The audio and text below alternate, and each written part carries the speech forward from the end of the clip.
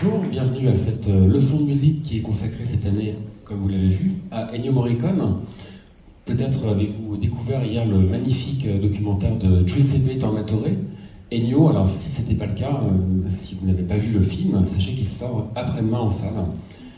La leçon de musique est, comme chaque année, construite et animée par Stéphane Le Rouge, qui est le concepteur de la collection discographique Écoutez le cinéma, qui compte aujourd'hui plus de 150 titres et qui se donne pour mission de réhabiliter la mémoire musicale du cinéma. À ses côtés, donc, Christian Carion, qui est le dernier cinéaste français à avoir collaboré avec Morricone, ainsi que Marco Morricone. Alors Marco Morricone sera en visioconférence, puisqu'il a le Covid, malheureusement, et il sera traduit par Tatiana Tabourno, qui est donc dans la salle également, et au piano, Jacques Cambra. Bonne rencontre.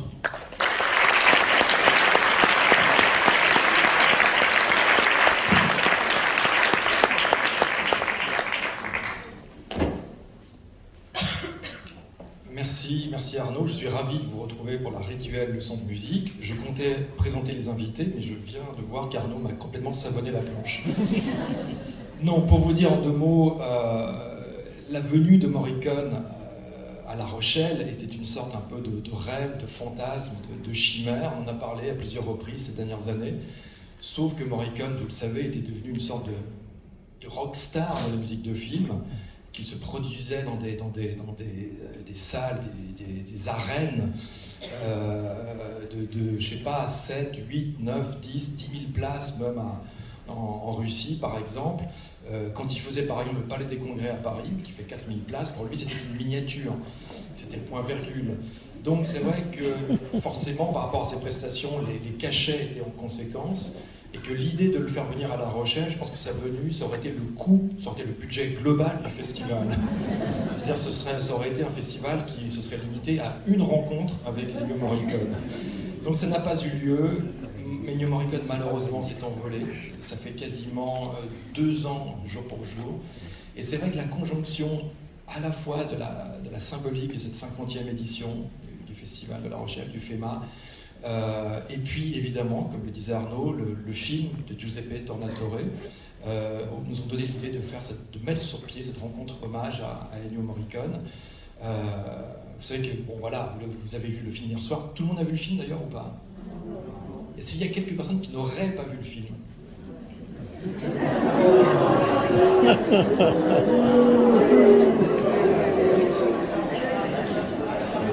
Alors, j'entends le distributeur du film, le Pacte, au premier rang, qui dit « ça tombe bien, ils iront le voir mercredi en salle ».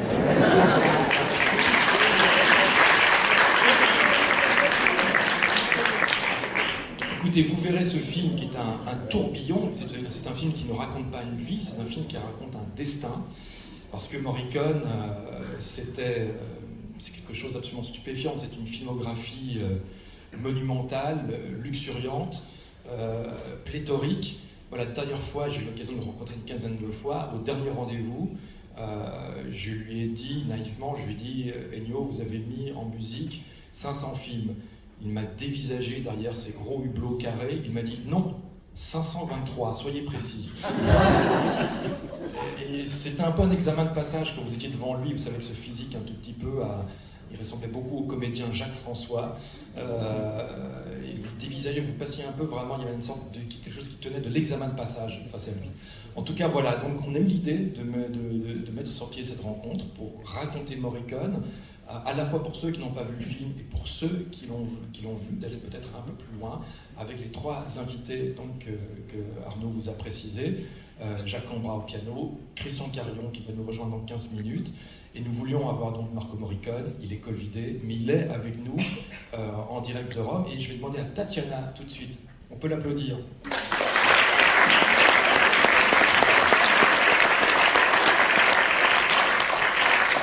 Tatiana va être la voix française de Marco Morricone. Tu prends le micro. On va essayer tout de suite de voir si la visio fonctionne.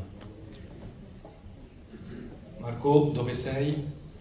Ciao, bonsoir. Je suis ici. Tu es là? Oui. Bonsoir à tout le monde. Bonsoir.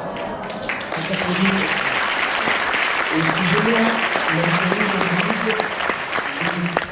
comme peut-être ici avec vous.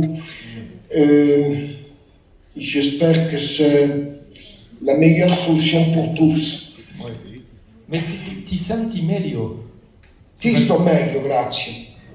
Il va Però è bene che io stia riguardato a casa perché è molto facile il contagio.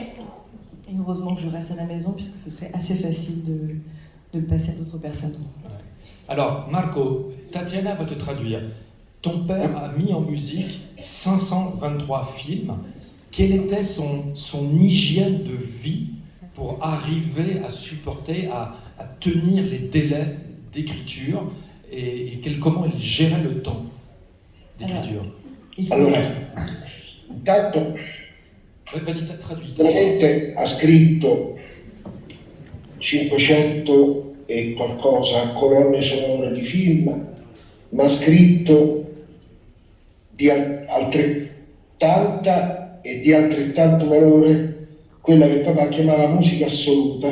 Ha scritto circa 150 pezzi di musica assoluta. E come lui poteva comporre, questo è tutto figlio del suo percorso di studi e di vita.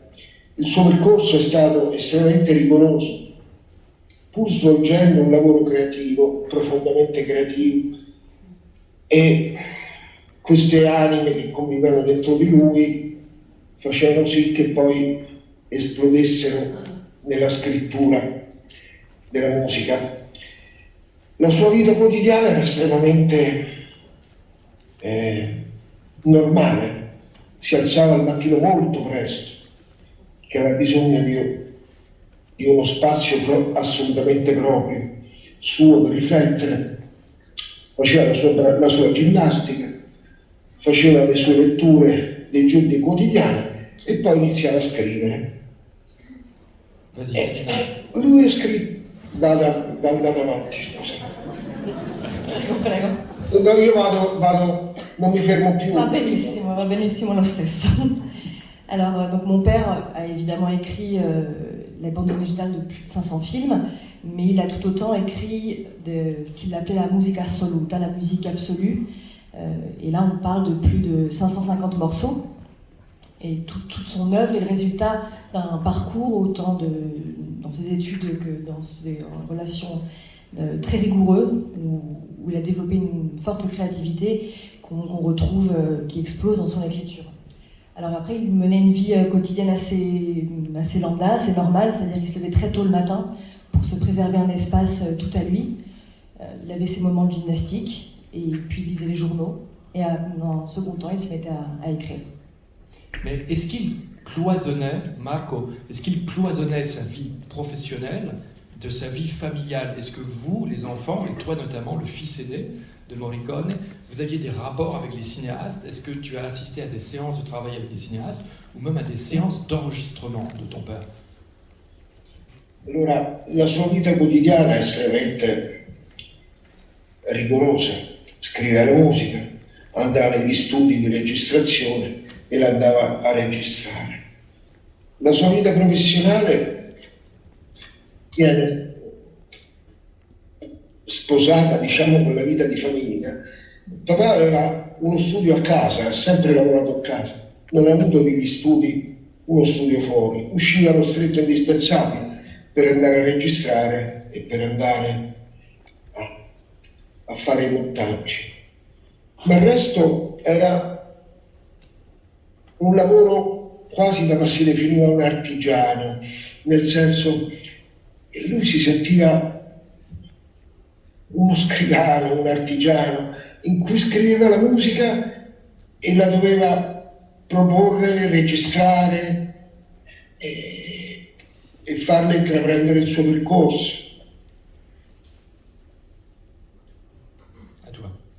Alors, comme je le disais, mon père avait une rigueur assez monumentale, et donc il se rendait évidemment au studio pour enregistrer, mais il arrivait à concilier sa vie personnelle et professionnelle en ayant son propre lieu de travail, son bureau, une forme de studio à la maison, et il allait en sortir uniquement avec le strict minimum pour les enregistrements. Il se considérait comme un artisan, son travail était vraiment très proche d'une approche artisanale, et son écriture, l'écriture de ces morceaux qu'il allait proposer, reflète finalement tout ce parcours et toute cette approche artisanale.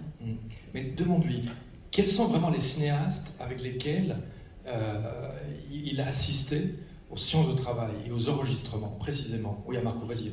Allora, c'era una domanda particolare, se lei ha avuto l'occasione di incontrare registri, di poter assistere a registrazioni in studio, di avere diciamo un accesso al suo lavoro ai momenti professionali della sua vita. Allora, inevitabilmente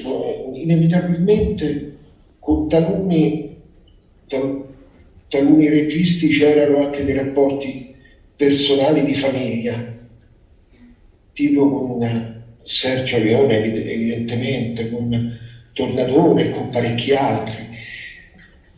Inevitabilmente in qualche maniera per brevi o lunghi periodi, più o meno lunghi periodi, entravano a far parte della nostra realtà evidentemente, perché si incontravano con papà, dovevano studiare le immagini, vedere dove occorreva musica, dove non occorreva, e questo evidentemente entravano in un momento e poi inevitabilmente ognuno riprendeva la propria strada, a parte Sergio e Giuseppe Tornatore, con i quali evidentemente c'è stato un rapporto anche personale. Donc alors, bien évidemment, il y avait des rencontres et la vie personnelle pouvait se mêler à la professionnelle, et notamment avec des réalisateurs comme Sergio Leone ou Tornatore, où ils ont pu avoir des incursions dans notre vie privée, ils avaient des relations très amicales, et ils pouvaient même passer à la maison lorsqu'il était question d'étudier les images, de réfléchir au moment où poser de la musique. Mais ça, avec d'autres réalisateurs aussi, il y avait des brèves incursions, mais c'est surtout avec Tornatore et Sergio Leone qui a pu avoir des rencontres et des rapports prolongés dans le temps. Alors vous savez, j'ai demandé, pour préparer cette rencontre à La Rochelle aujourd'hui, j'ai demandé à Marco de choisir un extrait d'un film, d'un des 523 fameux films de son père, et tu choisis une séquence qui te tient particulièrement à cœur pour des raisons personnelles intimes. Voilà, tu as carte blanche. Et Marco a choisi une séquence d'un film qui est C'era una notte in America quando De Niro dice sono andato a letto presto. Et j'ai l'impression qu'il ne comprend pas le français, mais en fait il est là derrière et il capte tout, c'est absolument diabolique. Alors je vous propose qu'on regarde cette séquence, qu'on l'écoute, et après, juste après avoir visionné la séquence, Marco va nous dire pourquoi il a fait ce choix.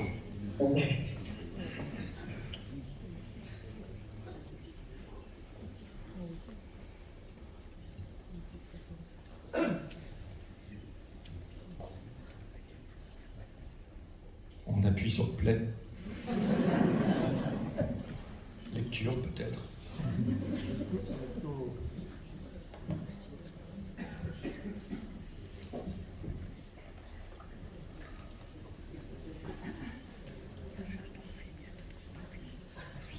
Alors je vais vous mimer la séquence, à défaut. Après Tatiana va la danser.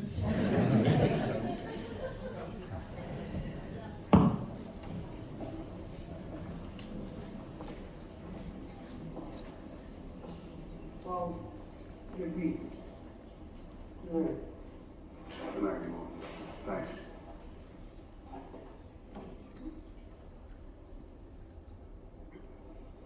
What are you doing all this, Jess?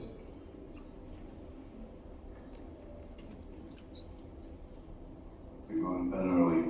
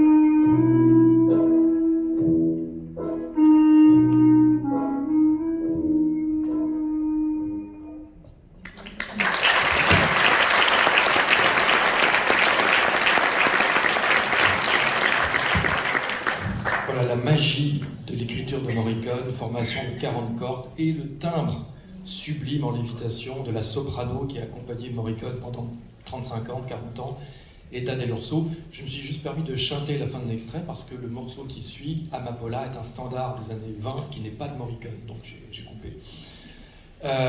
Marco, pourquoi as-tu choisi spécifiquement cette séquence-là? Qu'est-ce qu'elle signifie pour toi?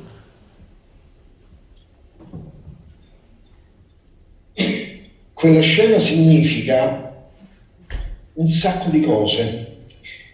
Significa la solitudine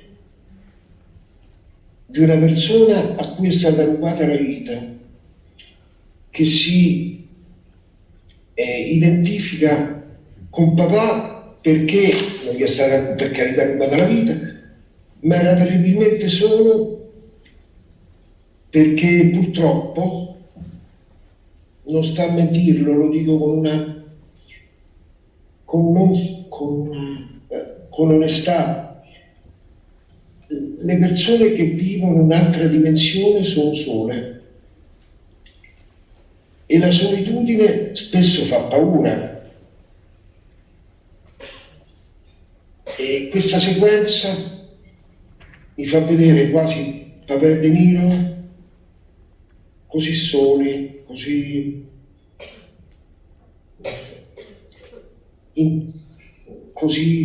alla ricerca dell'approfondimento della loro anima e delle loro anime. Ecco, per questa ragione soprattutto. Donc alors, cette scène, cette séquence représente énormément de choses, mais principalement cette question de la solitude. La solitude d'un personnage à qui la vie a été volée. Et on retrouve avec De Niro, il y a une forme d'identification avec mon père. Et c'est avec une réelle sincérité que je retrouve cette autre dimension de la solitude. La solitude fait peur, mais c'est une séquence qui montre quand on appartient à une autre dimension de la vie professionnelle, quand on arrive à un certain niveau, on vit nécessairement à travers la solitude. Et cette séquence montre ces deux hommes qui se sont donc connus, montre leur solitude et la recherche qu'ils ont menée au plus profond de leur âme. Ce qui est très beau, c'est que lorsque Morricone est venu à Paris pour la dernière fois, c'était fin 2018. Marco était d'ailleurs présent, il accompagnait son père. On avait organisé la veille du concert d'adieu de Morricone en France, une rencontre à la Cinémathèque. On a montré un autre extrait d'ailleurs d'Il était une fois en Amérique, et j'étais à côté du père de Marco, il était là, et pendant l'extrait d'Il était une fois en Amérique, ses yeux se sont embués de larmes. Il a dit au public, pour moi c'est ma collaboration la plus aboutie avec Sergio Leone, parce que c'est un film dans lequel les exagérations, les outrances un peu stylistiques des premiers films ont disparu. C'est un film plus crépusculaire, plus automnal. C'est une forme de recherche du temps passé et dépassé, presque proustienne ou modianesque si on veut. Et ce film-là me touche plus que les autres, parce que aussi, c'était le chant du cygne de la collaboration de Leone et de Morricone, mais qui ne le savaient pas. Leone devait faire d'autres films par la suite, mais il est mort très jeune, de façon totalement prématurée. Donc ils ont fait leur dernier film sans savoir que ce serait leur dernier film. Marco, est-ce que tu veux qu'on te fasse écouter quelque chose que tu ne connais pas, un pianiste qui est plus qu'un pianiste qui devant un piano, un clavier, est une pieuvre? Vuole scoprire un nuovo pezzo, un pezzo che lei non conosce, diciamo da un pianista che è veramente delle mani che sembrano un octopus. Bene, volentieri, grazie. J'aime son enthousiasme. Alors ce pianiste, Grazie il per est là. l'enthousiasme. C'est Jacques Gombra. Jacques, applaudissez-le.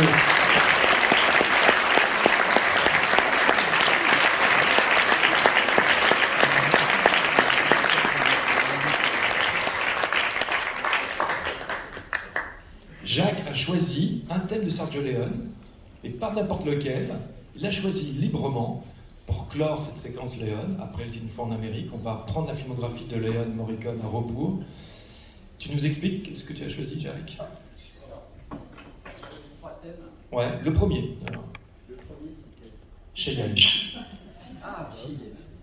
Alors,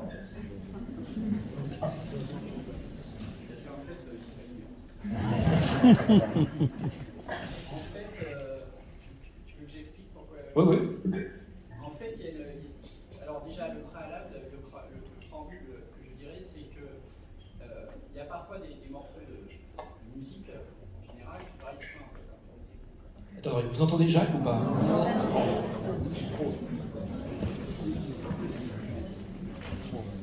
Oui, je disais, il y a parfois, quand on écoute de la musique, des thèmes qui paraissent très simples. Voilà. Et quand on commence à les travailler, on sort des couches comme ça, et c'est le cas avec le... c'est pour ça que j'ai choisi ce thème, le thème des Cheyennes, parce que il paraît tout simple comme ça, et quand on le développe, en fait, alors je crois que j'ai trouvé deux, trois éléments qui m'ont fait comprendre en fait pourquoi j'ai mis autant ce thème. C'est en fait une conjonction entre une harmonie qui est complètement lisse et un thème pointé. En fait, les deux choses rentrent en concurrence, et ça donne quelque chose que je trouve moi personnellement d'extraordinaire. Et Cheyenne est le thème du personnage de Jason Robards dans un film que vous connaissez peut-être qui s'appelle C'era una volta il West. Il était une fois dans l'Ouest. Peut-être que vous connaissez. Et du coup, c'est un peu une évocation en fait, parce qu'il y a des images, enfin bon, je ne veux pas être long. On y va.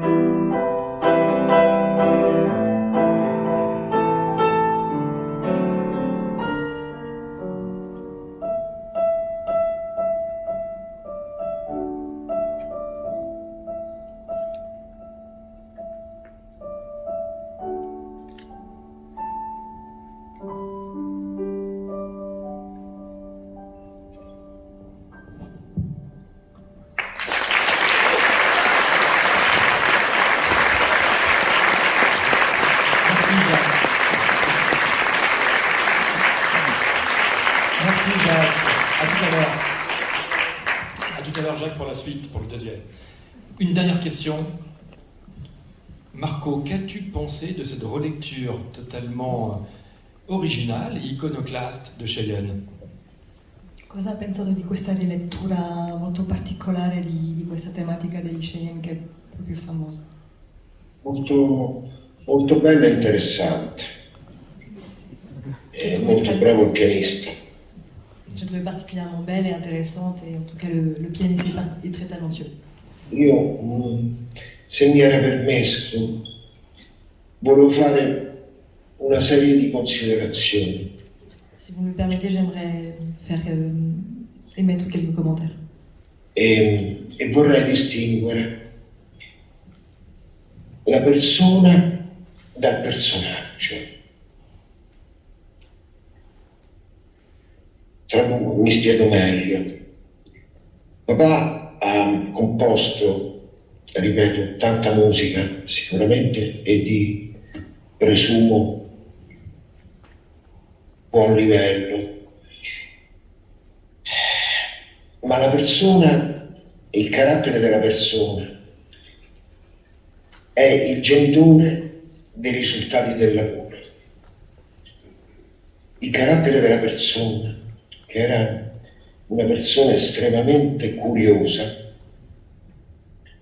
lo portava ad andare oltre, sempre, e cercare perennemente di migliorarsi un po'. Se vuole tradurre, poi vado avanti.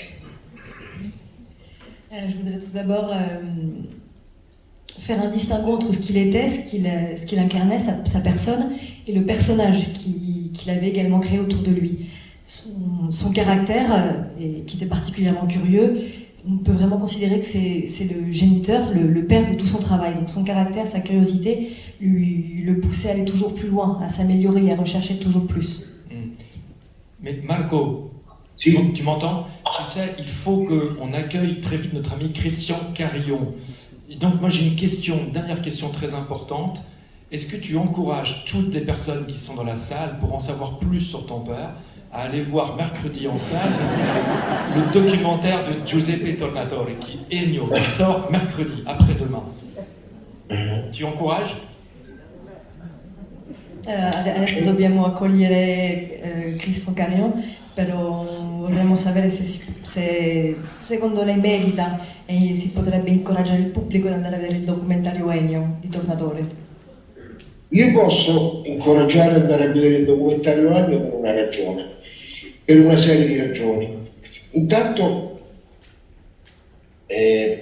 la professione la si conosce, la si è conosciuta, e anche la vastità di quanto è stato scritto. Quello che non si conosce meno, perché papà era piuttosto burbero o meno, amava comunicare in una maniera diversa. Lì esce fuori il carattere della persona e la sensibilità delle persone. Quindi esistevano tutta una serie di anime dentro di lui, anche in contraddizione tra loro. Il fatto di essere burbero ma sensibilissimo, il fatto di essere anche con un'anima molto infantile ma essere una persona adulta, il fatto di fare un lavoro creativo, il fatto di avere molto rigore nella vita, il fatto di sapersi comunque rinnovare e tentare di rinnovarsi sempre. E conoscere l'uomo, che è la cosa forse più affascinante e più complessa, perché l'uomo, al di là della professione che una persona fa, è quello che riesce a trasmettere anche nei lavori, anche le persone che fanno lavori più umili e non creativi. E in questo caso è sicuramente un lavoro creativo, ma la capacità di arrivare, di toccare l'animo delle persone, non dopo aver toccato il proprio e aver raschiato in fondo al proprio, è una cosa che secondo me il documentario lo spiega bene. Tatiana, tu as 1 minute pour traduire. Alors s'il y a bien une raison qui pourrait motiver le public à aller voir le documentaire, c'est que son œuvre, oui, elle est connue, on connaît le personnage, on sait l'ampleur de son travail. Ce qu'on ne sait pas, ce qu'on connaît beaucoup moins, c'est son caractère et sa pudeur, toute sa sensibilité. Et ce documentaire permet d'avoir un accès à différentes facettes de ce qu'il caractérisait, notamment l'aspect enfantin qui allait nourrir sa créativité. On voit également dans toute la dimension, il a pu renouveler son travail. Ce documentaire permet donc de connaître l'homme au-delà de son œuvre, dans toute sa complexité, dans tout ce qui pouvait être fascinant et la transmission qu'il peut y avoir suite à tout son travail. Alors oui, c'était un homme créatif, un travail créatif, mais c'est surtout un documentaire qui touche à son travail dans la mesure où il a pu toucher l'âme d'un public et de plusieurs publics. Voilà pourquoi ce documentaire vaut le coup. Molte grazie Marco per questa intervista. Merci à toi Marco d'avoir été avec nous.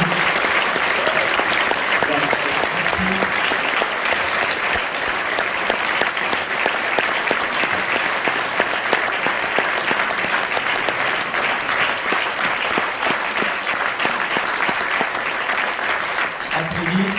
Merci Tatiana. Et on va accueillir tout le monde. On va accueillir aussi.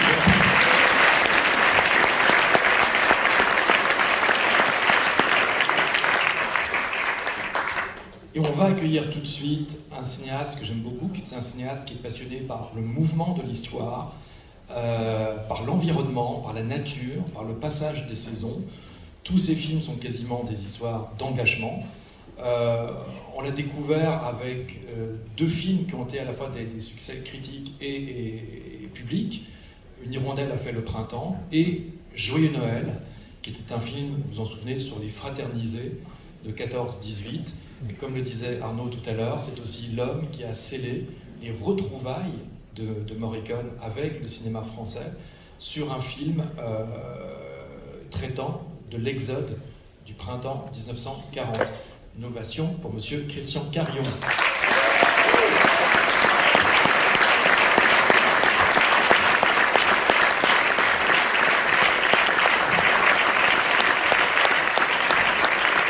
Bonjour. Tristan, si tu veux parler en italien, Tatiana peut te traduire. Non, malheureusement, je ne parle pas cette magnifique langue et c'était un premier problème avec Morricone. Alors, raconte-nous comment tu démarres dans le long métrage avec un compositeur de ta génération, qui est aussi d'ailleurs, ça nous relie au festival, au FEMA, qui est aussi le compositeur d'Ozon, de la majorité des films d'Ozon, un compositeur qui s'appelle Philippe Rombi. Ouais. Et là, tu te retrouves en 2014 sur un film qui te tient particulièrement à cœur, un film dont les racines remontent à l'histoire de ta famille. Oui, en fait, je travaille sur un autre projet qu'il va falloir que je reprenne, mais je voyais, pour être clair, je voyais la santé de ma maman décliner, et elle m'a raconté toute sa vie. Le grand moment de leur vie, c'est mai 1940, le 17 mai 1940, lorsque il a fallu tout quitter. Et pour des paysans qui vivent dans le Pas-de-Calais, qui ne prenaient jamais de vacances, là d'un seul coup, abandonner les vaches, les poules, les lapins pour quitter leur champ et partir à pied ou à vélo, c'était du jamais vu. Et donc tous les dimanches, en gros, j'avais droit à un épisode de l'Exode. Et à un moment donné, j'ai pensé que ça devait être porté à l'écran. Alors, il y a déjà eu des films là-dessus, mais j'avais envie de raconter cette histoire-là de son point de vue à elle. Et on s'y est mis, et on a tourné le film, et on s'est retrouvés au montage. Donc, normalement, je devais faire le film avec Philippe Rombi. Et il était, je crois qu'il était sur un Ozon, c'est un grand classique. Astérix. Ouais, Astérix, pardon. Pour une fois, c'était pas un Ozon.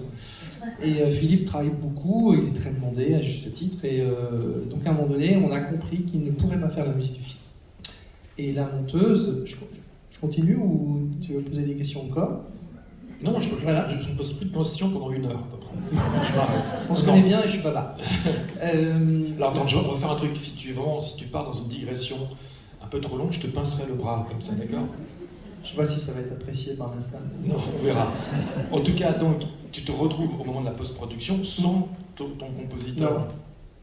Et la monteuse, qui travaille beaucoup avec Ozon aussi, Laure Gardette me dit Christian, moi je ne peux pas travailler, c'est-à-dire que je ne peux pas monter ton film si je n'ai pas les musiques. J'ai besoin de structurer les séquences avec de la musique.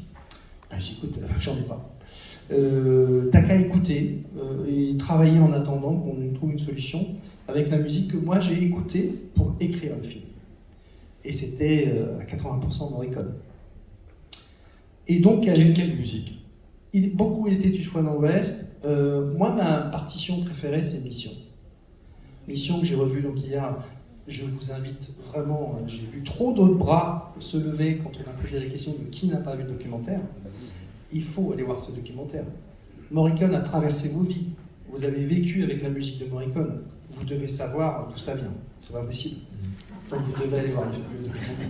Surtout qu'il a traversé vos vies, mais de façon transversale, parce que c'est Pasolini et en même temps c'est La Cage aux Folles, par exemple. C'est le cinéma c'est Les Incorruptibles de Palma et c'est en même temps Bertolucci, 1900. Enfin, il couvre tous les genres du cinéma italien, un peu français et anglo-saxon. Absolument. Et donc, voilà. Donc il y avait toutes ces musiques et elle a monté un film que vous ne verrez jamais, évidemment. Et on le regarde, on l'écoute, et c'était extraordinaire. Mais impossible. On n'avait pas racheté la musique de Mission. Et le producteur que j'adore, Christophe Rossignol, qui est un fou furieux, regarde et il me dit « Mais c'est vachement bien !» Bah, c'est bien, parce que c'est une musique de Morricone, quoi. Il me dit « Mais pourquoi on ne demanderait pas à Ennio Morricone ?» J'ai dit « Mais t'es dingue. Tu sais qui c'est ?» Je sais pas, pour moi c'était impensable. Et puis dans mon dos, ils ont œuvré, et t'étais dans la boucle. Et c'est ta faute. Si à un moment donné, on m'a dit, mais Morricone t'attend.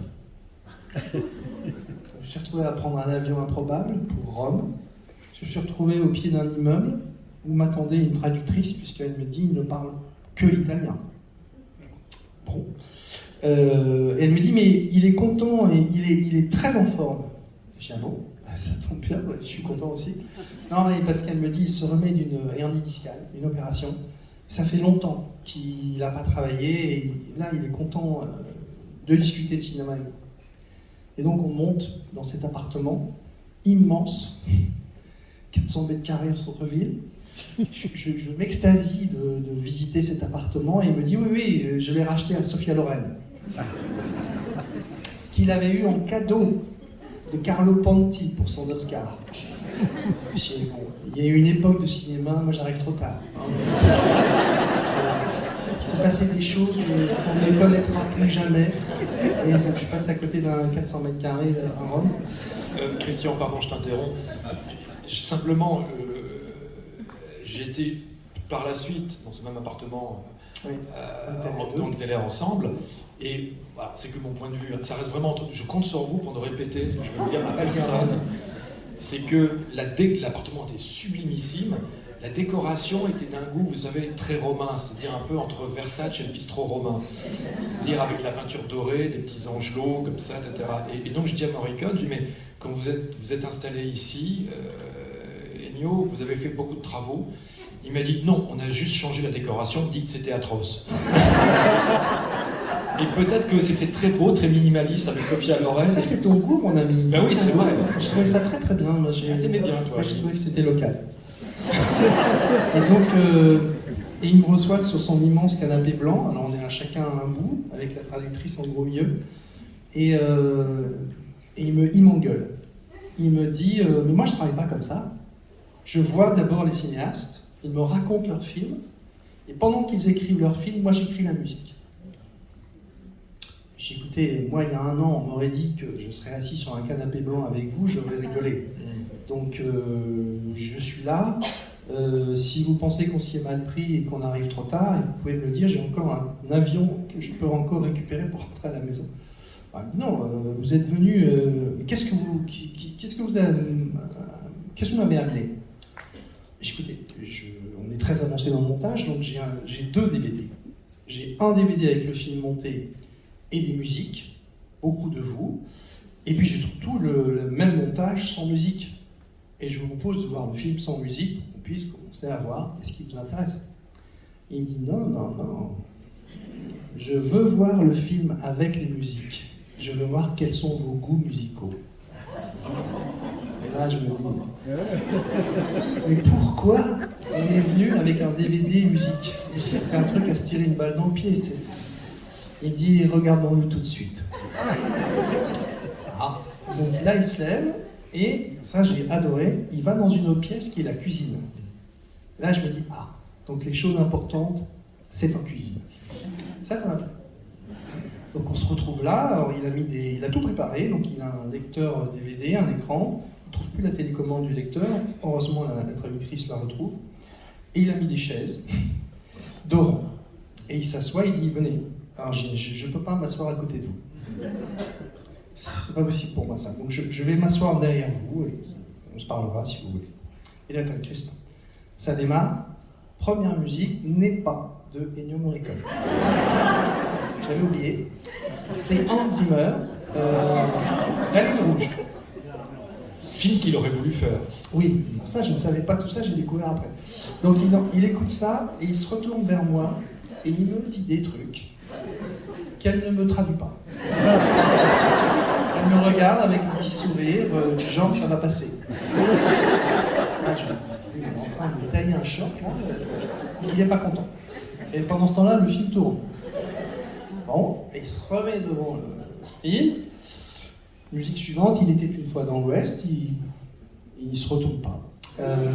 Et on va jusqu'au bout du film, et il attend même la fin du faux générique qu'on avait fait avec des faux cartons, jusqu'au bout, et moi j'attends derrière lui. Fin, et là il se retourne et je vois qu'il a pleuré. Donc je ne sais pas quoi dire, et il me dit je vais le faire. J'avais dit que je ne ferais plus de films sur la guerre, mais là, c'est un film sur des gens qui cherchent la paix pendant la guerre. Je veux composer pour le peuple des routes qui a tout perdu. Et là, je dis, je suis d'accord. Pardon, Christian.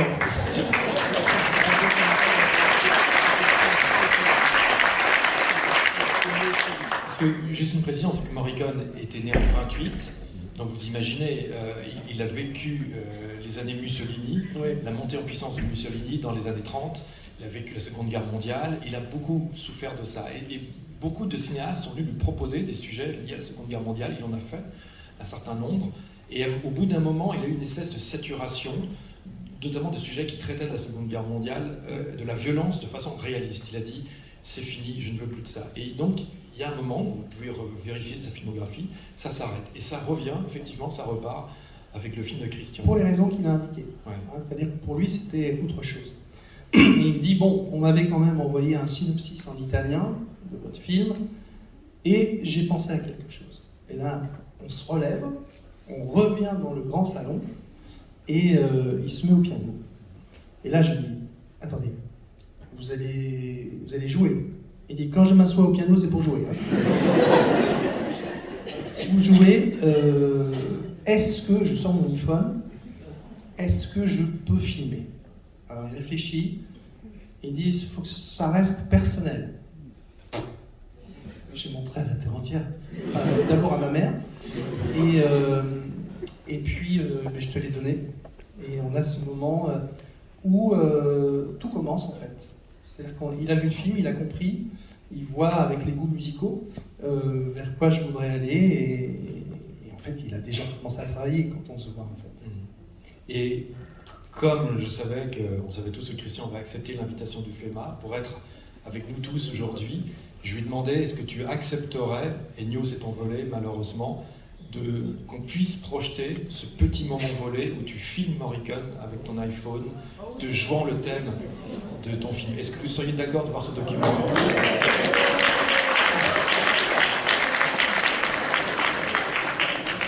Voilà, c'est un document personnel, intime, mais c'est le cadeau de Christian Carillon au Festival de La Rochelle.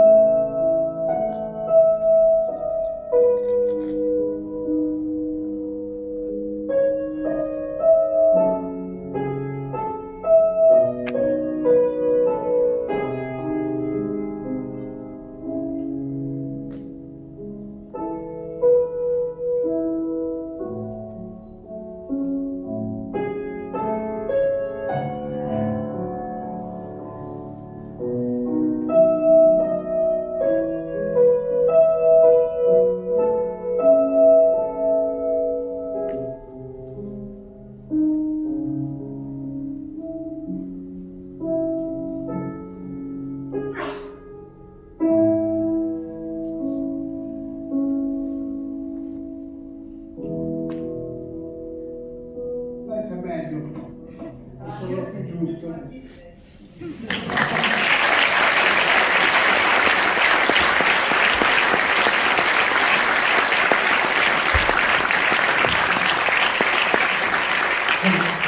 Vous imaginez, enfin on s'imagine tous, vous, moi, dans la position de Christian, de se retrouver devant un monstre sacré comme Morricone. Est-ce que tu t'es pas dit à un moment donné, est-ce que tu n'as pas eu peur? C'est-à-dire, quand tu te retrouves devant Philippe Rombi, c'est un ami, c'est quelqu'un, vous avez quasiment le même âge. S'il te fait une proposition qui ne te convient pas, tu peux tout à fait lui dire, bon, ça j'aime moins, etc. Tu es devant Morricone, tu as forcément moins d'ascendant sur un compositeur comme lui. Est-ce que tu as eu peur de ça? C'est vrai que quand il s'est mis au piano, je me suis dit, et si ça ne me plaît pas, qu'est-ce que je fais? Sauf que j'ai adoré. Et j'ai failli, je ne peux pas le prendre dans mes bras, c'est pas possible. Et là, il me dit, voilà. Ah, je dis, écoutez, c'est prometteur.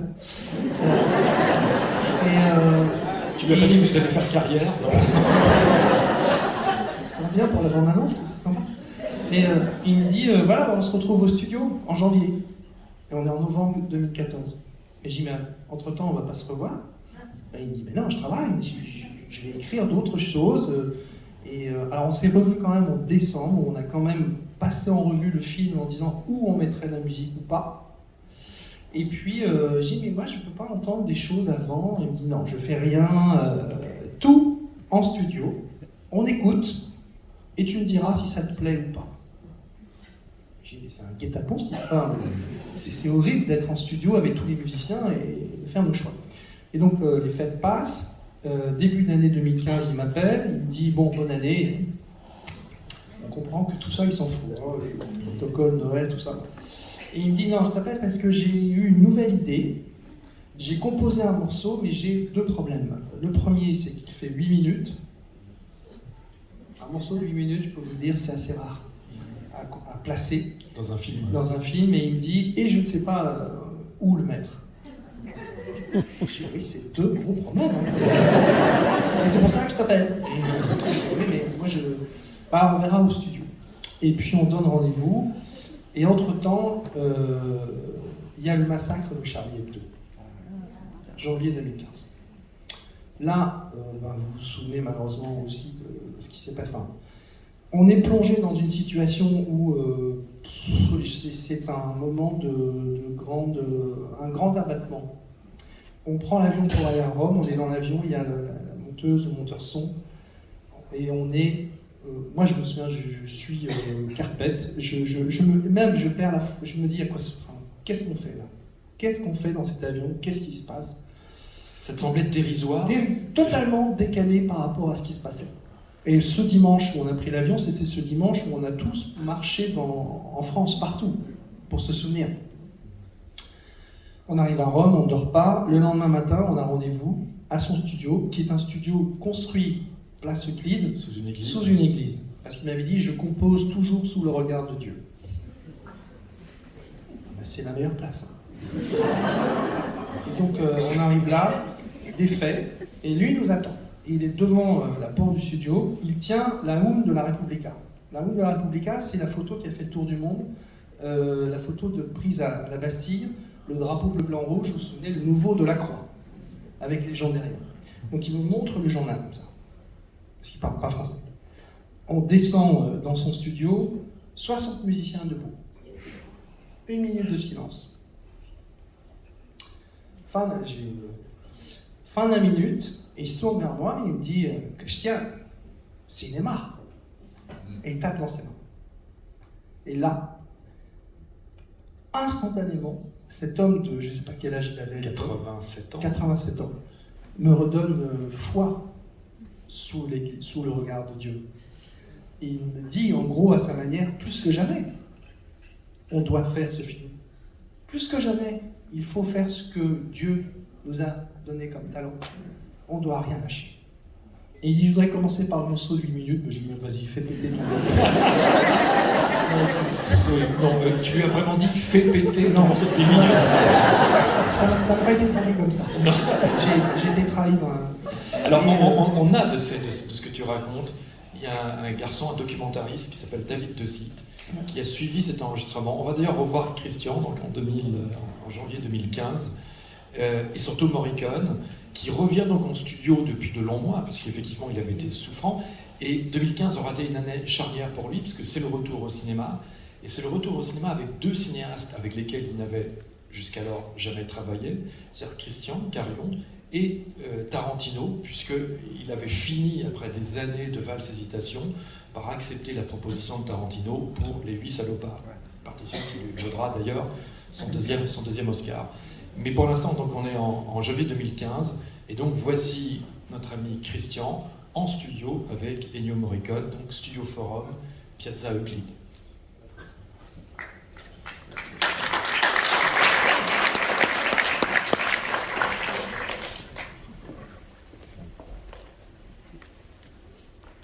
Malgré tout ce qu'il a pu faire, malgré voilà, les années, les centaines de films sur lesquels il a travaillé, il n'y a pas de lassitude.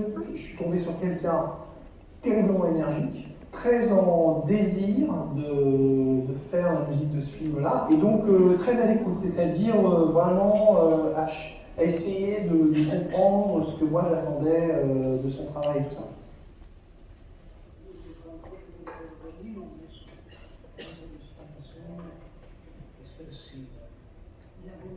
Il a fait exprès de ajouter de changer des temps sur le moment où moi j'étais enfant. Et ça, pour vous, c'est parce qu'on reste dans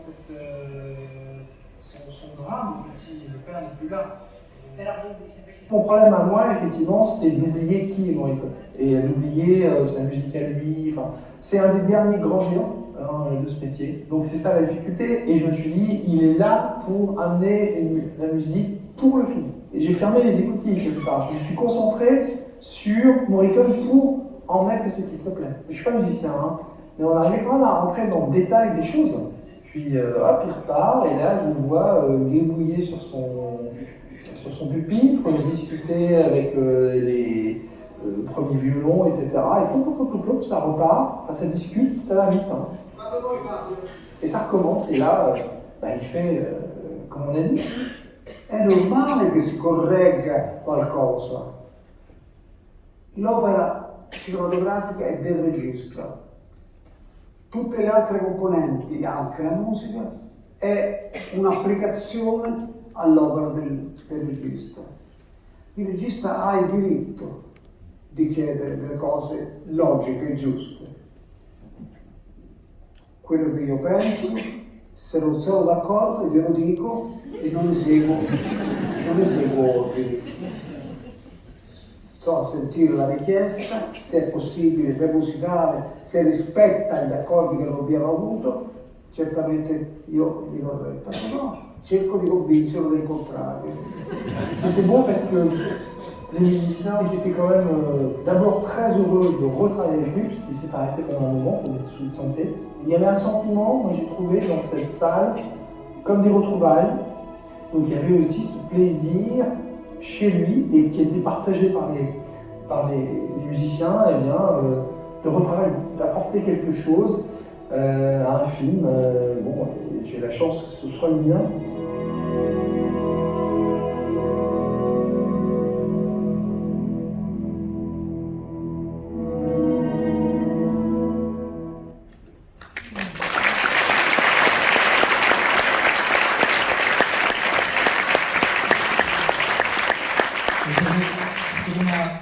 D'autres cinéastes lors de ces leçons de musique, c'est toujours émouvant. Ils nous disent tous, je crois que l'expression de Rapno, il dit, quand on est à l'enregistrement, c'est ce moment où on a l'impression de confier les clés du film à un autre créateur.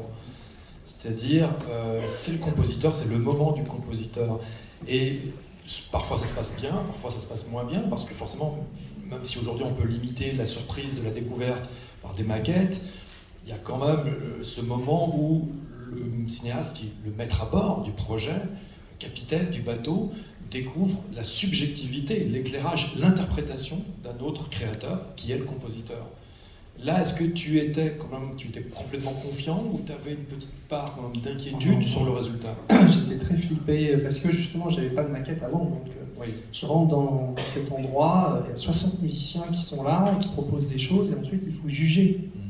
Je me souviens d'un moment où il fait un morceau, et après c'est les goûts et les couleurs, hein, donc, et je lui dis, maestro, moi j'aime pas tellement les corps.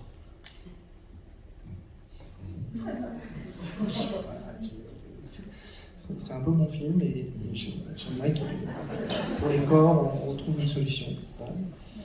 Et donc il retourne, on reste dans la cabine comme vous avez vu, derrière la baie vitrée, il retourne dans la salle où les musiciens, il va voir le pupitre des 8 corps qui sont là, ils discutent. Je n'oublierai jamais ces 8 hommes qui se sont retournés pour me regarder. Ils ont dû brouiller des trucs, on a repris, on n'entendait plus les corps. Donc il écoutait, bon, mais c'était en direct et puis il y a eu ce moment où il a joué ce morceau extraordinaire de 1 minute, que moi j'appelle le boléro de Morricone. C'est pas un rythme de boléro, mais il a un côté processionnel. Un truc comme ça qui monte, hypnotique. Il le joue, on est tous sidérés, il dit, ah, voilà, qu'est-ce qu'on va en faire? Et le soir même, donc hop, en bas de combat, monteuse image, monteur son, on achète des pizzas et du Chianti Classico. Et on s'enferme dans un appartement et on travaille sur l'ordinateur, la ville, on cherche. Et à un moment donné, la monteuse, Laure Gardet, trouve un endroit où là, c'est presque magique. Il faut retailler un peu la musique, mais rien. Le lendemain, on revient. On est super fiers, quoi. On dit, maestro, on lui montre. Il regarde et il dit, j'ai toujours pensé que ce serait là. J'adore. C'est vécu avec une sincérité, on peut tout me dire. Donc, et on l'a mis là. Et donc vous êtes rentré avec la musique et vous avez mixé le film à Paris, sans Morricone. Et qu'est-ce que ça t'a fait quand tu as placé la musique à l'image? Quelle dimension supplémentaire a apporté l'écriture? Il a tout fait exploser. Franchement, c'est pas pour lui rendre... mais il a tout fait exploser. C'est-à-dire que d'un seul coup, on avait presque envie de retourner au montage pour bouger des choses. Alors, on a bougé d'ailleurs des choses. Et une fois que c'était vraiment placé, etc., j'ai dit, on va retourner à Rome. Je veux refaire une projection à lui, pour lui et quelqu'un de très important dont il parle beaucoup dans le documentaire, qui est Maria, sa femme. Très importante.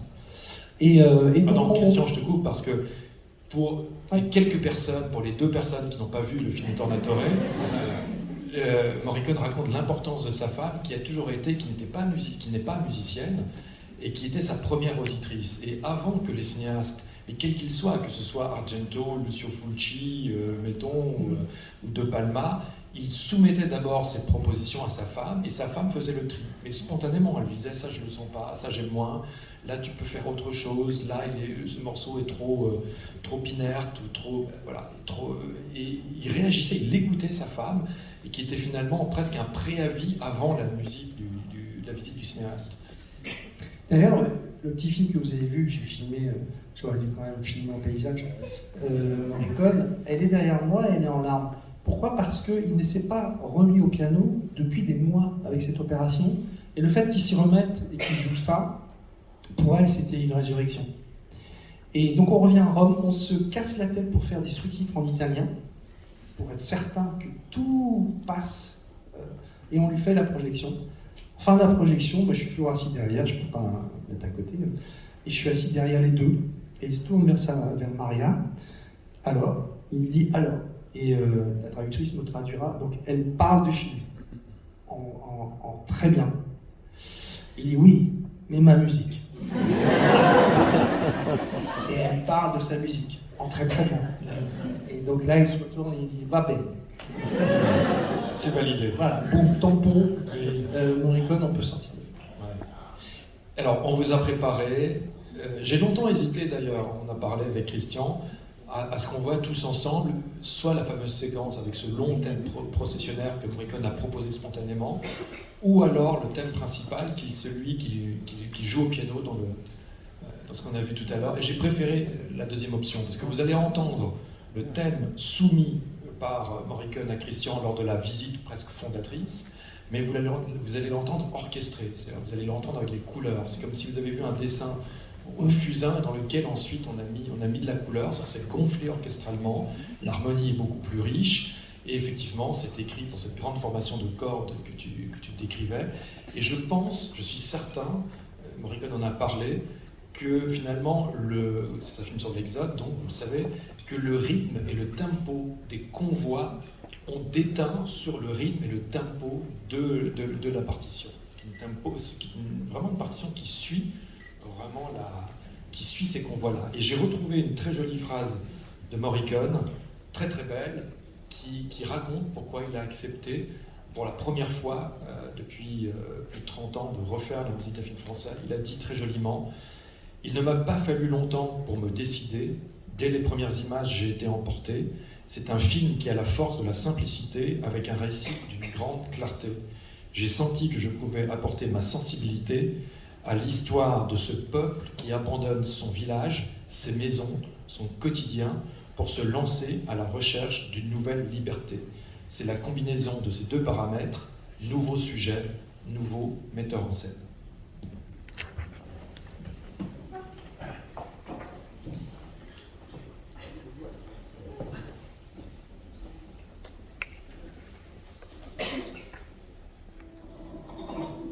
On reconstruira, on mettra la cuisine au-dessus pour avoir du soleil et l'eau.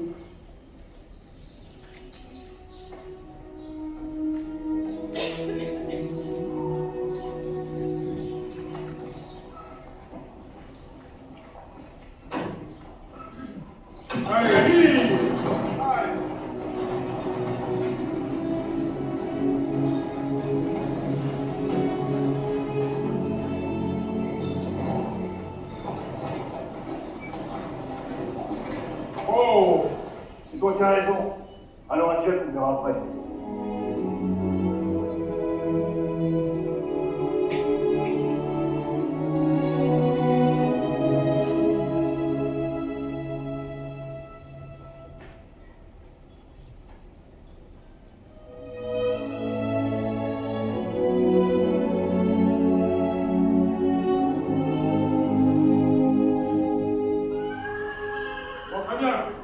Et si vous me suivez, on reste ensemble et on fait comme je dis. Sinon, ça ne marchera jamais.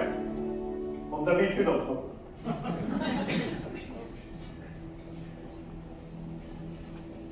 Allez, Claire, vive!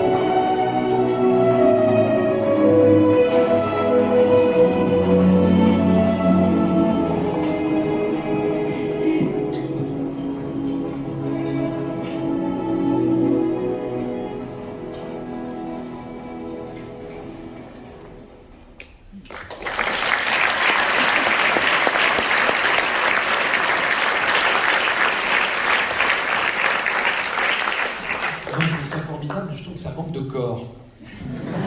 Les instruments, je veux dire. Tu sais pourquoi.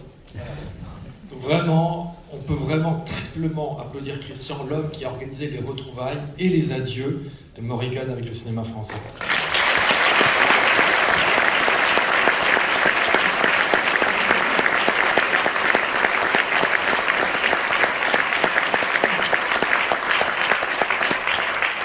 Parce que vous savez que Morricone, c'est un peu, pardon pour le distributeur du film de Tornatore, le PAC, c'est une petite réserve qu'on pourrait avoir sur le film, c'est que la partie, les liens de Morricone avec le cinéma français est évoqué à travers le clan des Siciliens, mais pas au-delà. On va en parler un peu tout à l'heure parce qu'il y a eu beaucoup de films, des partitions d'ailleurs dont Morricone était parfois très fier, dans une partition très barrée, très expérimentale, pour un film de Boisset sur l'affaire Ben Barka, qui s'appelle L'Attentat.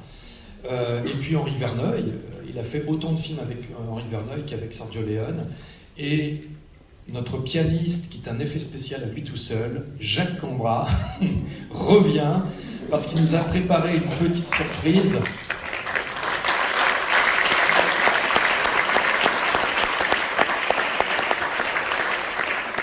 Sur un film de Verneuil, dont Morricone décompose et analyse le thème principal dans le documentaire, c'est un moment formidable du documentaire. C'est un film qui s'appelle Le Clan des Siciliens.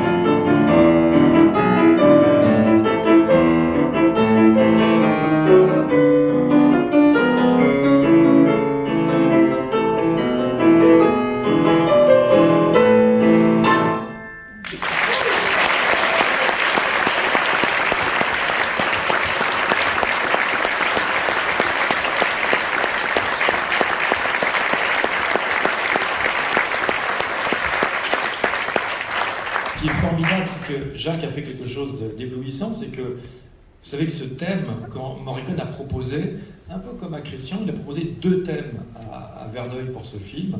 Donc un thème A qui est le pam pam pam pam, qui est en fait, ce sont les deux premières phrases d'un prélude pour orgue de Bach, qui avait beaucoup marqué Morricone à l'adolescence.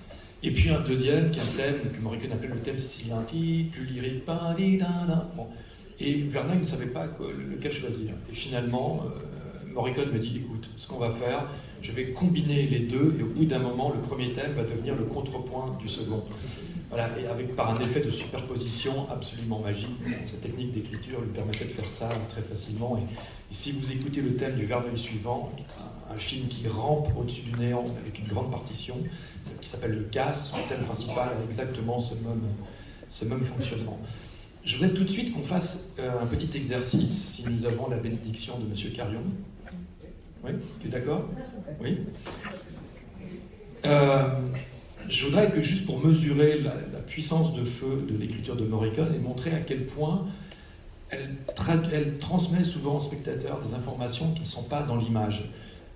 Contrairement à cette tradition hollywoodienne du stabilo-bossage de l'action, elle raconte autre chose. C'est un état supplémentaire, c'est un imaginaire supplémentaire qui rejoint celui du cinéaste.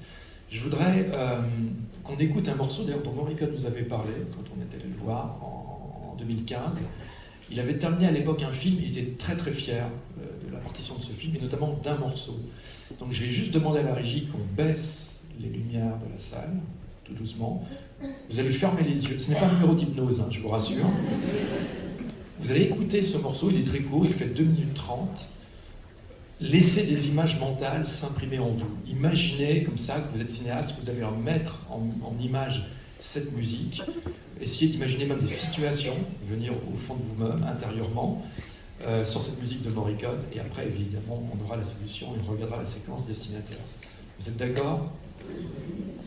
À la coursive, aujourd'hui, à 15h21, Ennio Morricone pendant 2 minutes 20.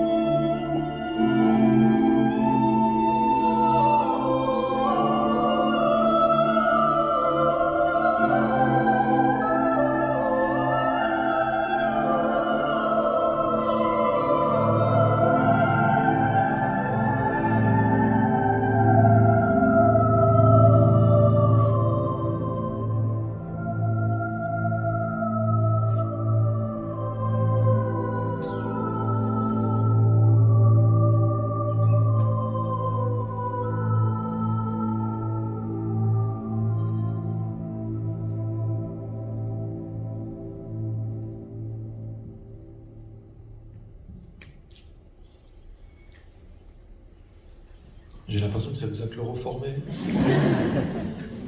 Alors, est-ce qu'on a des micro-salles ou non? Sinon, voilà, vous levez la main, on va peut-être prendre 4 ou 5 personnes, je vous en prie. Qu'est-ce que vous voyez là-dessus? Qu'est-ce que vous imaginez comme situation, dramatiquement parlant? Oui. Madame? Alors, parlez très fort. Je vais essayer de parler très fort. Comme il le disait dans le documentaire hier, en fait, comme il aimait bien mettre un contrepoint, on peut imaginer une scène de massacre derrière. Ah, inversé. Vous imaginez quelque chose de très violent, un massacre. Une question, est-ce que vous imaginez une situation qui se passe en extérieur ou en intérieur? Intérieur, ok. Ah, massacre alors, massacre extérieur pour madame, massacre intérieur pour monsieur. Pardon? Artistique, bien sûr. Massacre intérieur artistique, c'est un peu le remaniement Borne, hein, mais bon.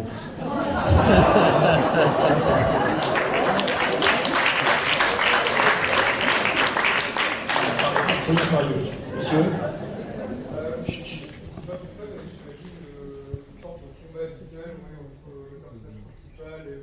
protagoniste. Ouais. L'extérieur aussi, c'est assez dramatique et en haut d'un très grand bâtiment. Ah, donc de la hauteur, de la pluie et une confrontation. En tout cas, il y a deux personnages face à face. Ouais. Madame? En extérieur, de l'éloignement de la mer, de l'eau. Ouais.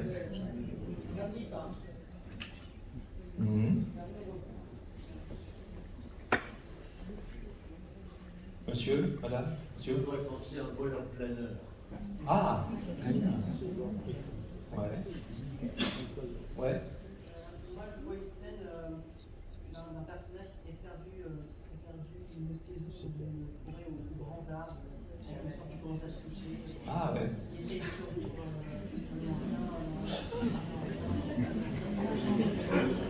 D'accord. Monsieur, attendez, chut. On écoute, parlez fort s'il vous plaît. Oui, alors moi je l'aurais mis sur la scène du film Notre-Dame Blue de Jean-Jacques Hano. Ah, d'accord. Ah, une séquence d'incendie, quelque chose de très spectaculaire, donc en extérieur. Oui. Monsieur, oui. Scène extérieure, on est en mer, le ciel est bleu dur, sur un bateau, et quelqu'un rentre chez lui avec des souvenirs durs, épouvantables, et face à lui, on voit émerger une terre, et c'est Ulysse qui rentre avec elle.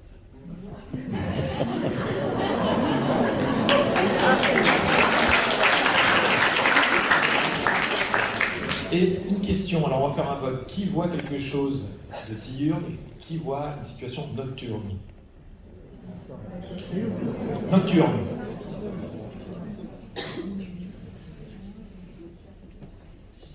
Diurne. Le jour l'emporte sur la nuit. On dirait le titre d'un film de VHL, presque. Non, mais il a réalisé un film le jour, la nuit. Christian, je vais demander, regardez, Christian connaît la réponse. Comment est-ce que tu pourrais faire la synthèse de tous ces points de vue, de cette réception, non, par rapport à la situation que tu connais? Moi, c'est compliqué puisque je connais l'original, donc. Mais non, ça veut dire simplement que Morricone nous fait voyager. C'est déjà énorme. On est dans l'éther, en un seul mot. Mais non, je pense que c'est passionnant justement de voir comment vous avez voyagé pour finalement arriver à un film, puisque la destination c'est le film. Et donc je pense que tu as la séquence. J'ai la séquence, on va la regarder. Et vous allez voir à quel point il y a quelque chose de magique quand précisément la musique, ou une musique de Morricone en l'occurrence, n'est pas descriptive. C'est-à-dire qu'en écoutant la musique, on ne peut pas exactement deviner la situation. Et on aurait pu faire l'exercice dans l'autre sens, c'est-à-dire que si on vous montre l'image seule, on ne peut pas imaginer qu'il y a un compositeur, en l'occurrence un génie de l'écriture comme Morricone, qui a écrit cette musique. C'est que ce sont deux ingrédients qui vont fusionner pour en forger un troisième qui va échapper à la fois à l'un et à l'autre. Voici donc la séquence destinataire pour et sur laquelle Morricone a imaginé la musique qu'on vient d'écouter.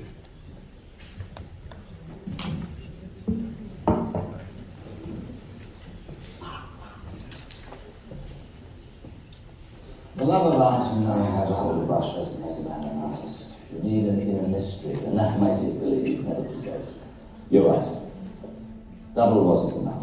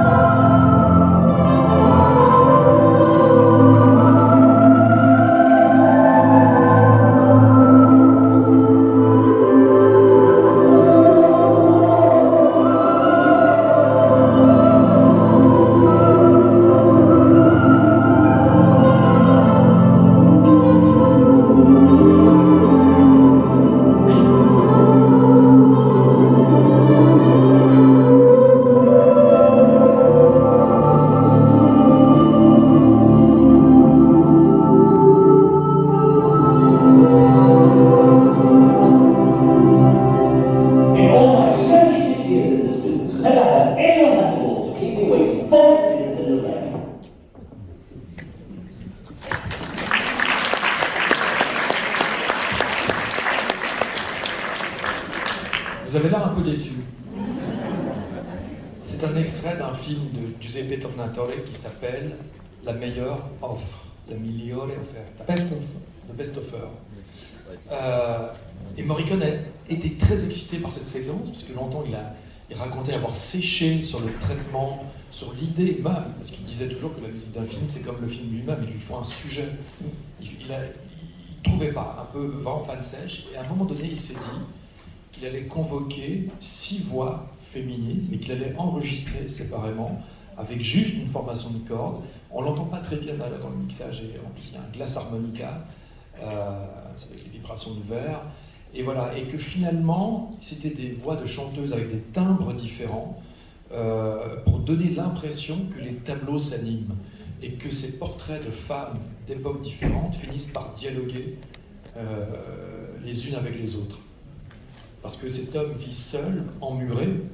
Marco parlait de solitude tout à l'heure. Geoffrey Rush, qui est un commissaire-priseur star, a ce bunker, qui sont son lieu, son sanctuaire en quelque sorte, et dans lequel il collectionne uniquement des portraits de femmes de toutes les époques de la peinture.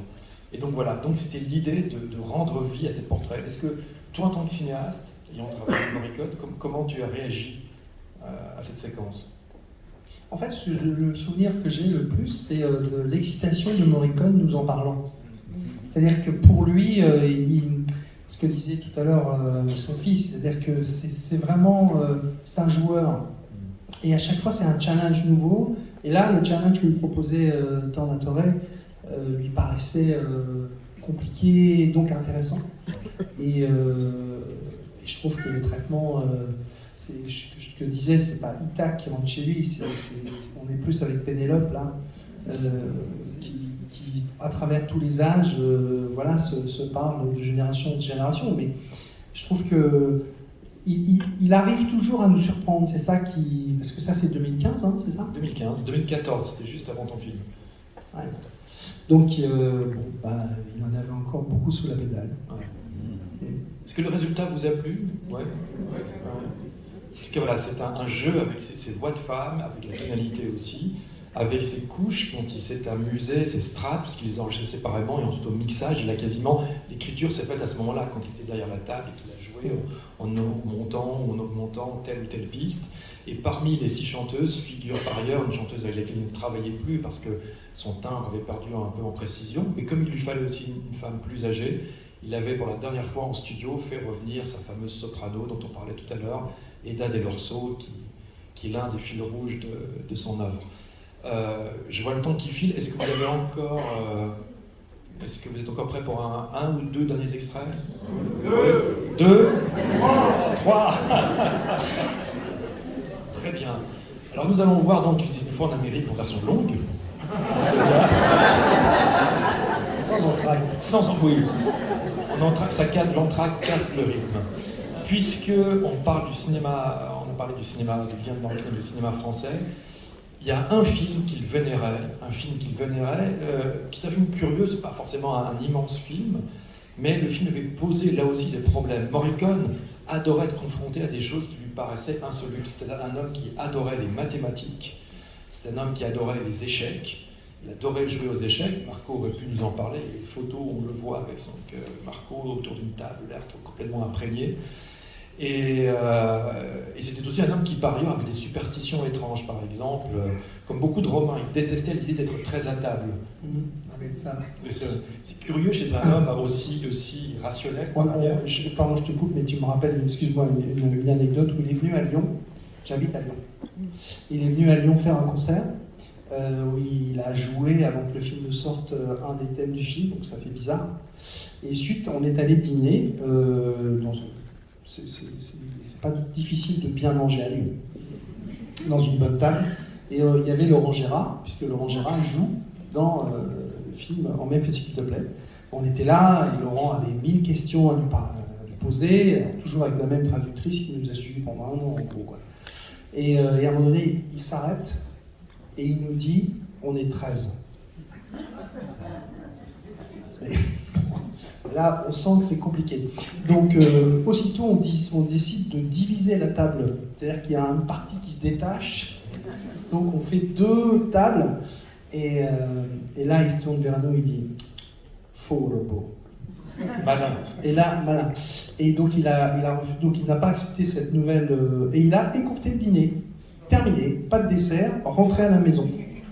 Alors on l'a retrouvé le lendemain, cette fois-ci on s'est arrangé pour être 15, non pas 13, et là il est resté jusqu'au dessert. Mais il était incroyablement superstitieux, enfin c'était maladif quoi.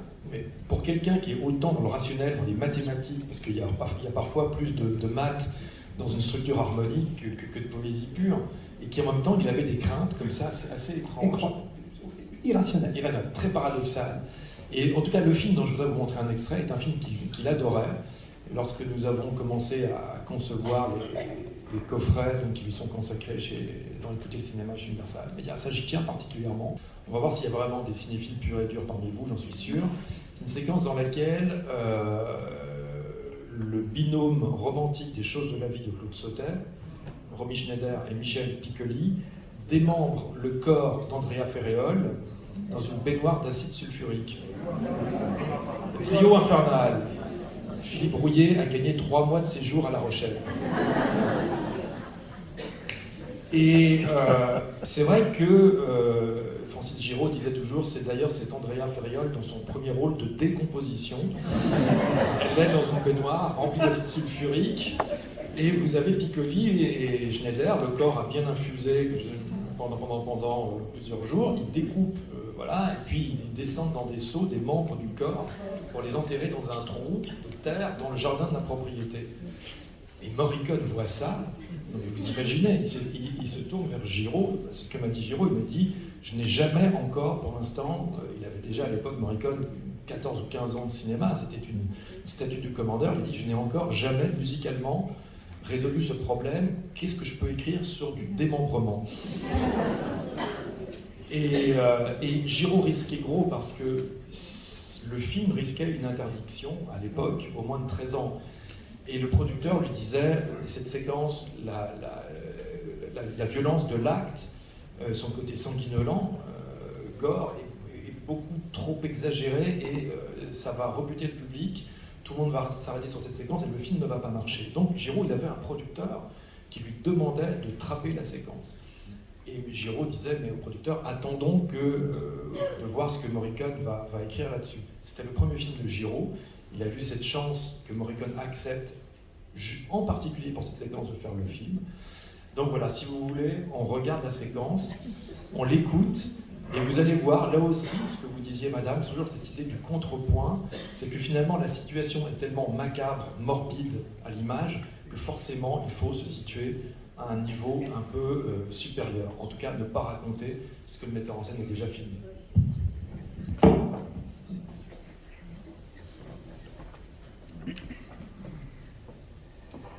Une petite signature.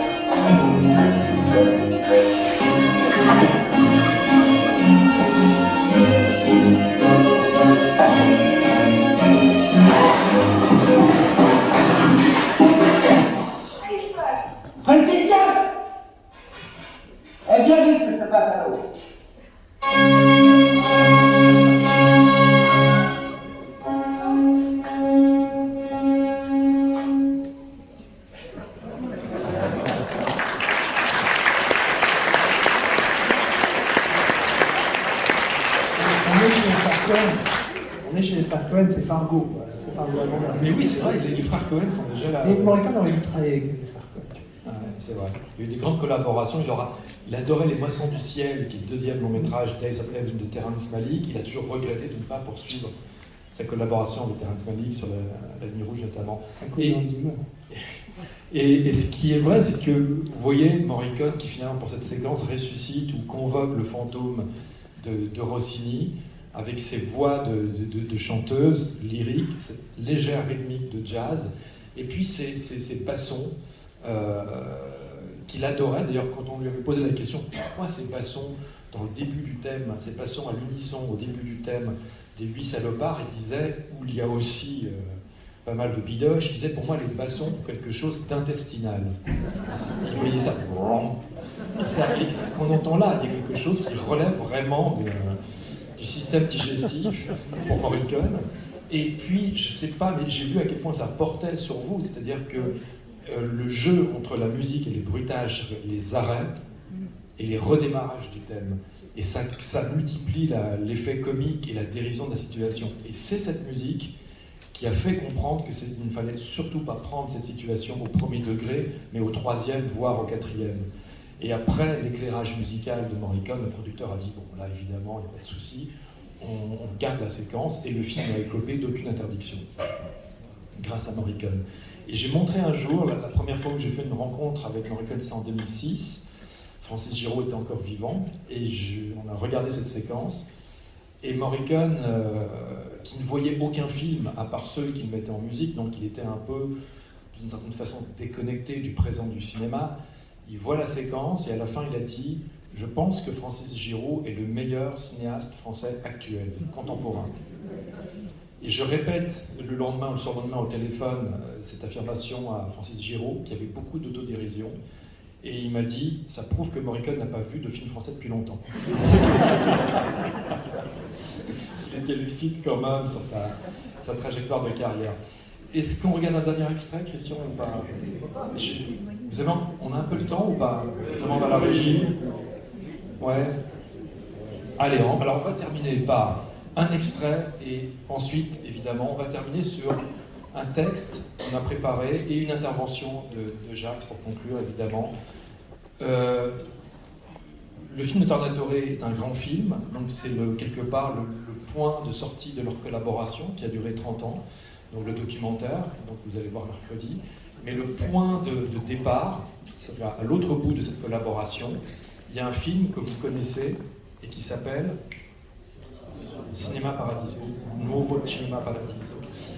Et Morricone racontait toujours, il est venu à la Cinémathèque française, donc en 2018, tu étais là dans la salle, et Morricone racontait toujours qu'il était dans une période, il venait de passer le cap des 60 ans, et il s'est retrouvé engagé sur un film américain. Il n'avait pas signé encore son contrat, c'est un film avec Jane Fonda et Gregory Peck, c'est un peu un nanar, il s'appelle Old Gringo, et il a reçu ce scénario de ce jeune cinéaste sicilien. Il a lu le scénario, il a eu une espèce de coup de foudre pour le sujet. Il a rencontré Tornatore, qu'il n'avait jamais vu de sa vie, et Tornatore lui a dit pourquoi est-ce que vous voulez faire ce film? Et Morricone lui a dit je veux faire ce film pour notamment la séquence finale, qui est l'une des plus belles choses que j'ai lues. C'est un peu comme chez Truffaut, La Nuit américaine, une déclaration d'amour au cinéma. C'est une déclaration d'amour au cinéma. Et l'idée de ce personnage, de petit Toto devenu adulte, joué par Jacques Perrin, qui, à la fin du film, découvre cette ronde de baisers censurés. Et puis Tornatore, d'ailleurs, dans son propre documentaire, traite de façon elliptique, parce qu'il a eu cette intelligence et cette pudeur, et cette élégance quasiment de se mettre très en retrait dans son propre film sur Morricone.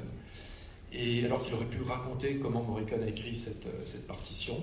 Et Tornatore lui a dit, je voudrais en plus que comme 3 des films que vous avez fait pour Sergio Leone, qui sont Le Pont, la Brute et le Truand, Une fois dans l'Ouest et l'Amérique, vous composiez et enregistriez la musique en amont, c'est-à-dire que je puisse en disposer sur le tournage, sur le plateau. Et c'est exactement ce qui s'est passé. Morricone a proposé des thèmes à Tornatore, il les a acceptés, la musique était enregistrée. J'ai eu la chance d'un peu connaître Jacques Perrin, et Jacques Perrin disait c'est un de mes plus beaux souvenirs, j'en ai eu 2 sur cette forme-là, ce sont les Demoiselles de Rochefort, avec Michel Legrand et Demy, et évidemment, plus de 20 ans plus tard, Cinéma Paradiso, parce que mon directeur d'acteur, ce n'était pas Tornatore, c'était la musique de Morricone qui était diffusée, et à un moment donné, quand le personnage Jacques Perrin avance dans le cinéma délabré, il a avancé vraiment en respectant l'intention et le rythme et le tempo de la musique de Morricone. Et cette séquence finale a été un miracle, puisque Perrin racontait qu'évidemment il ne connaissait ni le montage de Baiser censuré, qui allait être projeté sur l'écran, ni la musique de Morricone, que Morricone a coécrite d'ailleurs avec son fils cadet Andrea, qui est le frère de Marco. Et voilà, ils se sont lancés. Tornatore lui a dit, écoute, on lance la musique, on lance le montage sur l'écran, et tu fais passer sur ton visage toute la gamme possible des émotions, de l'extrême tristesse jusqu'à la tristesse embuée de mélancolie, et jusqu'à la tristesse mélangée de sourire, parce que ces images te rappellent aussi des moments heureux et solaires de ton enfance. Voilà, ils ont filmé avec 2 caméras, avec un léger mouvement d'appareil sur le visage de Perrin, et ils n'ont fait qu'une seule prise. Et c'est le résultat que l'on connaît et que l'on va regarder tout de suite pour s'acheminer vers la fin de cette rencontre.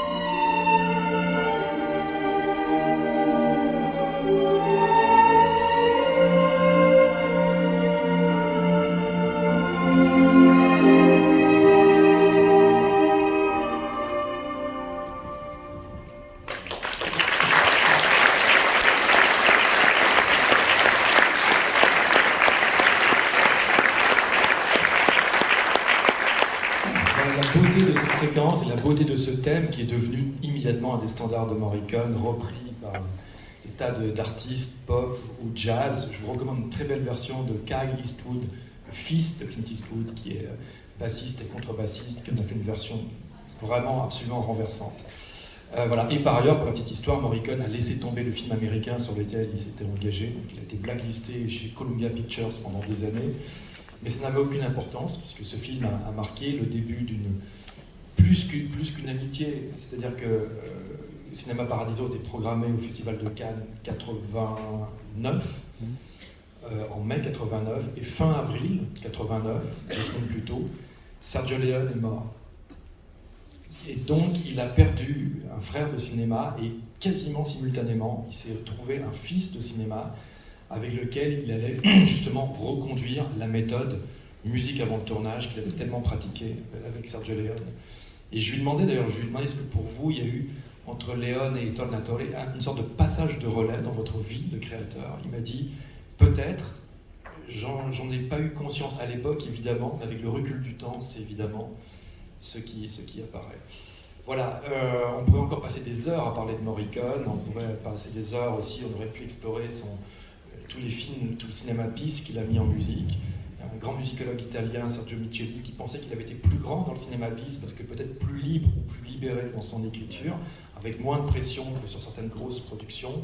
On aurait pu aussi raconter comment c'est un compositeur qui se révèle en compositeur d'avant-garde, néo-dodécaphonique, mais qui finalement, en travaillant pour des cinéastes, avait réussi à trouver une forme de génie dans sa liberté. Voilà, je vous invite juste à poursuivre l'aventure avec ces coffrets que vous pouvez trouver, qu'on a conçus. Donc, il y en a un de 18 CD et un de 14 CD, qui sont 2 énormes sommes morriconiennes, et d'ailleurs, dont le deuxième coffret, qui est paru en janvier de cette année, figure la musique du film de Christian Carillon. Voilà. Vous pouvez les trouver à la librairie. Voilà, donc ça coûte quand même 95 €. Hein. TTC, je ne sais pas si vous récupérez la TVA. Et je voudrais qu'on termine de façon un peu insolite. Je vais demander à Jacques de revenir pour conclure musicalement cette rencontre. Applaudissez-le.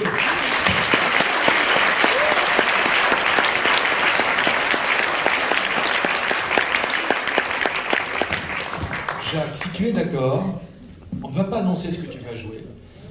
Je vais demander à Christian de nous lire un texte.